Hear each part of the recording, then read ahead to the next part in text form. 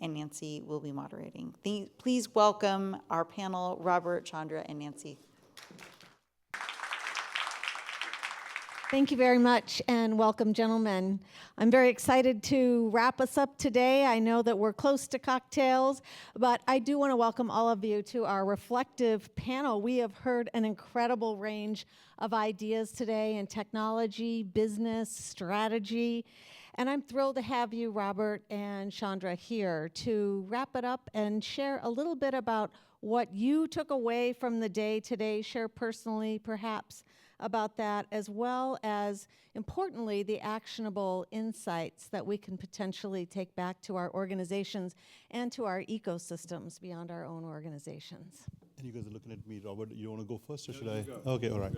Okay, I think to me, sitting through the whole day and reflecting on it, the first thing was really chronic disease.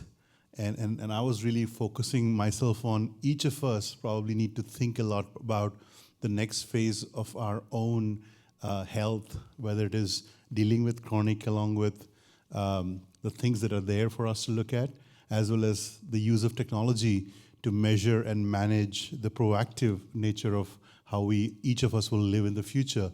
I think that was really, for me, a big eye-opener and kind of takeaway. Beyond that, I think we did talk a lot about AI, about organization, the changes and the skills.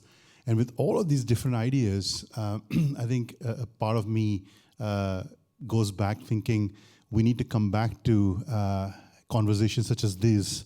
So I'm really looking forward to, thanks to the Fast Future executive to kind of put this together. I'm really looking forward to coming back next year and continuing this conversation, because I think I took a lot in terms of crypto, in terms of mobility, in terms of each of these sessions, I think gave some ideas. And the idea is, it is truly discussing these ideas that matter more than kind of hinging on one single thing and thinking that is really where the future would be. And Robert, for you, I guess I would just follow up with that. Is there one idea, or do you have a blur of ideas that you might take away today? Well, first off, I'm looking for fires in my area. I love that app. I've used that app a ton. I love it too. Right? I think what blew me away with today is that there's so much foundational thinking and so many different ways to see things from, I think we talked about the metaverse and how that's coming, and we're talking about the blockchain and crypto and AI, and it's all very, and I'm still, what Hari just talked about really sank in with me, about how people can't get out of their own way in some ways. And we've been preached about culture so much that the biggest thing in our way, I think, is change management, is getting people to embrace and get comfortable with change. So I think I'm still swimming in the idea of all these different ways to approach the future. It's about getting people on board that the future is here and we need to see things differently. And I'm with you. I think if we got together and just started kind of whiteboarding what the problems are that could be solved with a bigger open mind. I love the idea that I'm gonna wear glasses and not have to travel. I do too. Yeah, and the actionable takeaways, the insights. You started with the health conversation. That can be a tough one, because what I heard there is we have a lot of personal responsibility. And I heard that in a few different of the talks today, was where our personal responsibility intersects with all of these initiatives. Yeah, and I think if you carry that one thought on personal responsibility to the discussion on learn to relearn, or learn to unlearn and relearn, that is something that the organizations have to do. But it is also something that is incumbent upon us, each of us individually, to do that. And I think if we can do it, this year the conversation was on AI, crypto, and mobility, and maybe last year it was the same thing too. Next year, maybe we're going to talk about a few more things. We'll add a few more things to the bucket. Maybe quantum will start to show up in our conversations. Who knows? So the question is really not about looking at just one piece of technology and taking away from it. And to me, I think it really comes back again to personal decisions that each of us need to make and the learning that we need to create. And last but not the least, I think a lot of folks asked me this question. They were asking the question in terms of, how do you educate somebody on AI, or how do we use AI in this particular use case and things like that. I think one reflection that I would take away from it is something that I was saying previously as well. I think each of us have to be honest. This is also personal. Each of us have to be honest on, if we cannot understand it, there is a time limit for how long you will try to learn before you get out of the way and let others who really know how to do it lead the way. And I think a lot of the organizations, the leaders are making the decision because they are in the position right now. They may not be fully comprehending all the changes that are happening. And I'd really like us to reflect upon the fact that new ideas are going to show up. And if you cannot understand the idea, then get out of the way and bring folks in that can actually take the idea forward. Robert, I'd love to hear your follow-up on that. I love that idea. I think I look around here and I think, hey, in a lot of ways, we're preaching to the converted. Yes. Right? This is a group that's curious, that wants to know what's next. And I really think one of the things we've got to think about is how do you bring others into that conversation so they understand it? We will get there much quicker. There'll be much quicker adoption. Everything will go that much faster. But it's not the people in this room that we need to convince of that. I think this room would be great about coming up with the next thing and the next idea and understanding foundationally what's possible and then connecting dots. But we're still dragging a lot of people around with us. Apparently, what is it? Alexa can only tell you what the weather's going to be. But anyway, I think that is the pace of change that we need to see. How do we get this room filled with people that we can educate? I heard a lot of stories today, a lot of case studies and examples, and data, of course, informs much of that. So how do you think we can bring that data in a way that is humble in some ways? Because I also heard that hubris gets in the way, of change. Yeah, I think it was interesting to, if you take a step back and think about the learning that AI is doing today is predominantly based on data created by humans, right? And how do you learn from the nature? That was the great From the conversation. tree. From the tree, from the nature in general, and the idea of bringing that innovation back into some of the things that we're doing, but to use that to train AI, I think that's a great idea. I just don't know how to execute on it. I may have to go find new pets or grow more trees and kind of look at the behavior. But I think the idea, that idea to look beyond just the hubris that you talked about, human hubris to think that we know everything and use AI to make our learning better, I think we just need to go beyond, and I love that idea.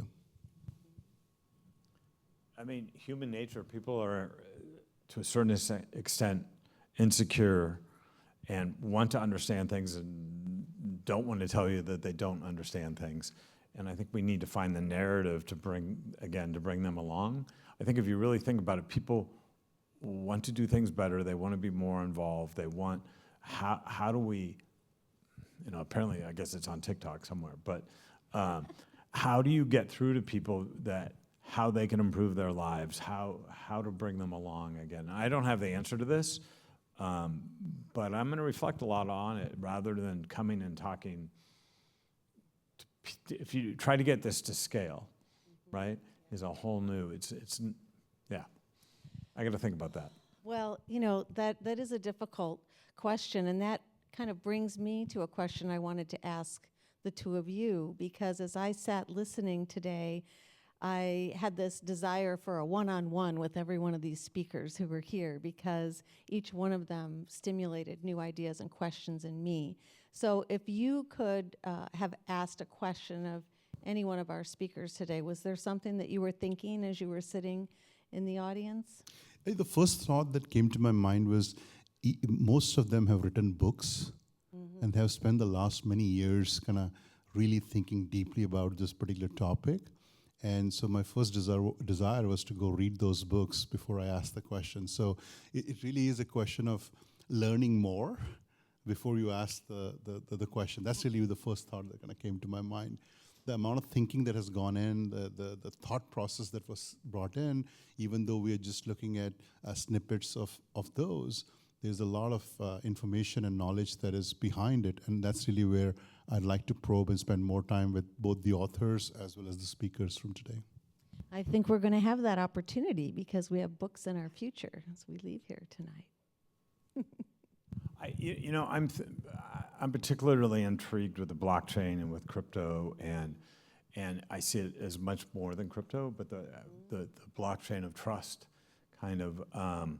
I go back and I'm wondering, okay, to get people to understand it more. People don't understand NFTs for the life of them. They hardly understand virtual currency. But how do you do that in a way that isn't in such an insecure place?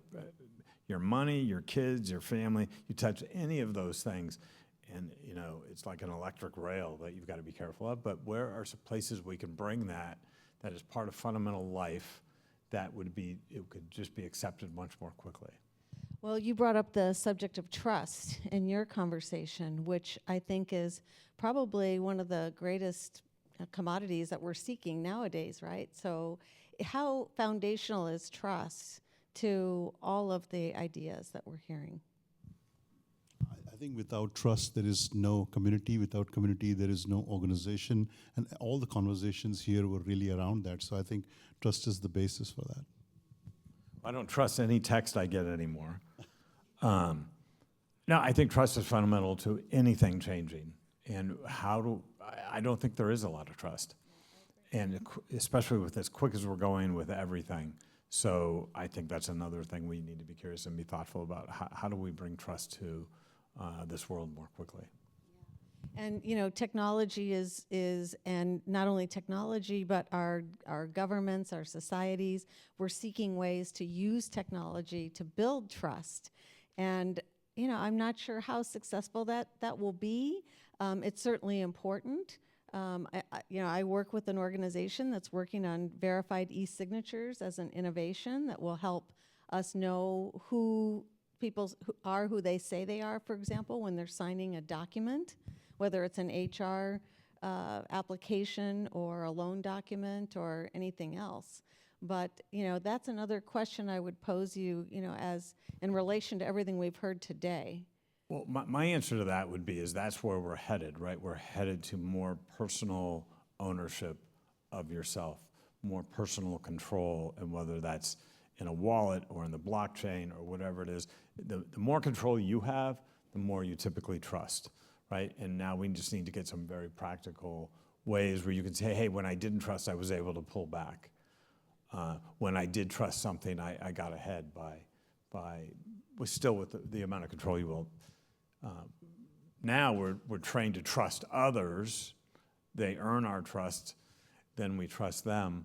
But that can be destroyed in a millisecond, right?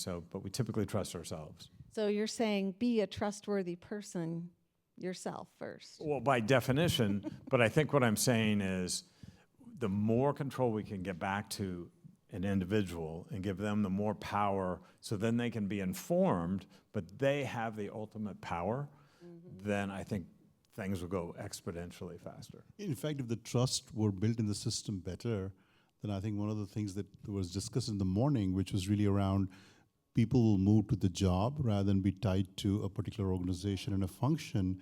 I think the only reason we are tied to it is because there is security in a company, there is a paycheck coming in, you have a thought process around it. And the only reason you don't jump in and solve the problem is because there are no contracts to get paid and all of those other things. But if there is enough trust built in the system to be able to do that, then I think if everyone has the opportunity to go solve a problem, the right people will solve the problem and not the existing set of structures and leaders that will decide which problem is to be solved and which one is not to be solved. In the slowest of ways, my father worked for one of the big accounting firms, and he worked there his whole life. And he was promised, his to be taken care of for life in that way, right? And he really was. And my parents passed a couple of years ago in their late 90s, and that firm paid for their everything for probably more years than they worked there. But I guess my point is the minute those organizations said, hey, we're no longer responsible for you for life, that was the tipping point, that was the turning point to everything becoming, you had to be much more self-responsible for things. And I think we're just on a slow road that was the tipping point to start the gig economy, if we think about it, right? So we're becoming much more self-responsible and need to be much more self-reliant. And I think, again, that will open up more reasons for connectivity and community rather than just around the cooler because you were all brought together by a group. Okay, quick fire question before we head off to our break for the day. 45 seconds over our drink. Okay, what's one concrete action, experiment, or conversation you will take back from today?